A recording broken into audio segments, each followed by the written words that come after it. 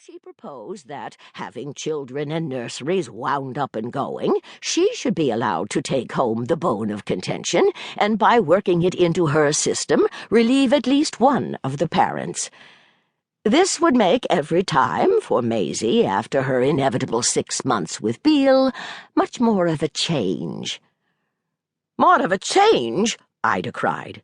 "Won't it be enough of a change for her to come from that low brute to the person in the world who detests him most?" "No, because you detest him so much that you'll always talk to her about him. You'll keep him before her by perpetually abusing him." Mrs. Farange stared. "Pray, then, am I to do nothing to counteract his villainous abuse of me?" The good lady for a moment made no reply. Her silence was a grim judgment of the whole point of view. "Poor little monkey," she at last exclaimed, and the words were an epitaph for the tomb of Maisie's childhood. She was abandoned to her fate. What was clear to any spectator was that the only link binding her to either parent was this lamentable fact of her being a ready vessel for bitterness, a deep little porcelain cup in which biting acids could be mixed.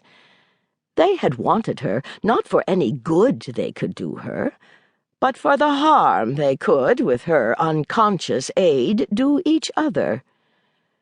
She should serve their anger and seal their revenge, for husband and wife had been alike crippled by the heavy hand of justice, which, in the last resort, met on neither side their indignant claim to get, as they called it, everything.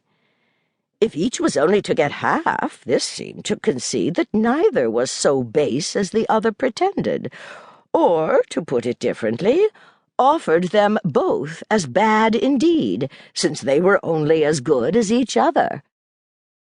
The mother had wished to prevent the father from, as she said, so much as looking at the child. The father's plea was that the mother's lightest touch was simply contamination. These were the opposed principles in which Maisie was to be educated. She was to fit them together as she might. Nothing could have been more touching at first than her failure to suspect the ordeal that awaited her little unspotted soul. There were persons horrified to think what those in charge of it would combine to try to make of it. No one could conceive in advance that they would be able to make nothing ill. This was a society in which, for the most part, people were occupied only with chatter. But the disunited couple had at last grounds for expecting a time of high activity.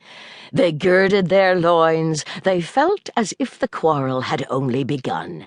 They felt indeed more married than ever, inasmuch as what marriage had mainly suggested to them was the unbroken opportunity to quarrel.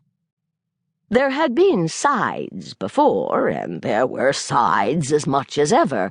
For the cider, too, the prospect opened out, taking the pleasant form of a superabundance of matter for desultory conversation. The many friends of the Faranges drew together to differ about them. Contradiction grew young again over teacups and cigars. Everybody was always assuring everybody of something very shocking, and nobody would have been jolly if nobody had been outrageous.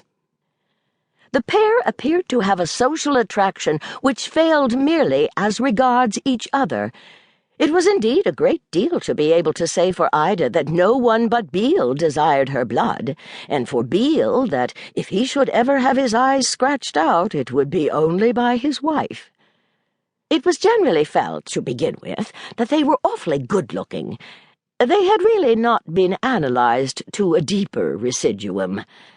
They made up together, for instance, some 12 feet 3 of stature, and nothing was more discussed than the apportionment of this quantity.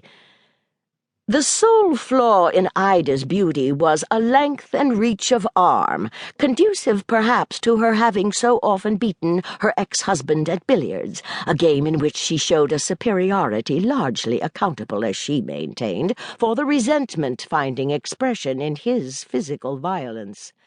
Billiards was her great accomplishment.